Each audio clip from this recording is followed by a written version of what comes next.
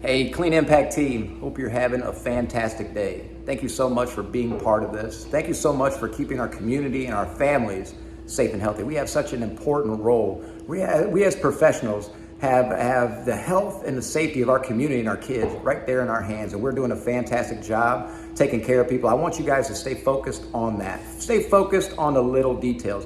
Stay focused on making sure we are dry wiping before we are wet wiping. This is especially important on toilets.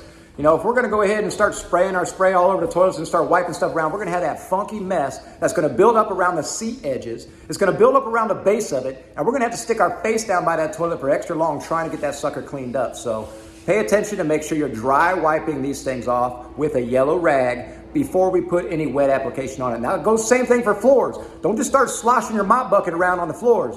We need to make sure we're taking the time to sweep, to vacuum, to dust mop these floors up before we're putting any wet application on it. And when we are using our mop, it's critically important that that mop is dry. It's called a light mop. Wring that sucker out as hard as you can, because that mop bristle or those mop fibers need to be able to absorb dirt and water instead of just pushing it around in a sloshy little glaze along the floor.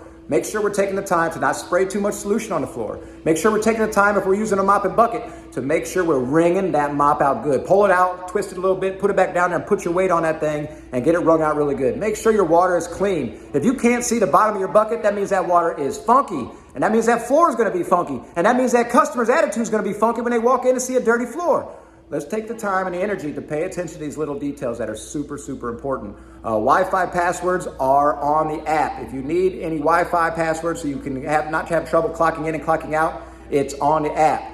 Pay attention, put that stuff in your phone so we can provide a superior quality service. Also, extremely important, we need to make sure we're on site working the entire time that we're supposed to be there. That doesn't mean going out and sitting in the break room. That doesn't mean going out and chilling out in your car. That means being in there, being remarkable, taking care of the little things so our customers continue to be happy, continue to spread the word of how remarkable Clean Impact is, so we can continue to provide opportunities. We can continue to have that extra money for vacations or karate lessons or groceries or gas and all that stuff that we need a little extra for. We need to be able to provide those opportunities to our team in order to be able to continue to grow like this and to continue to provide growth for the team.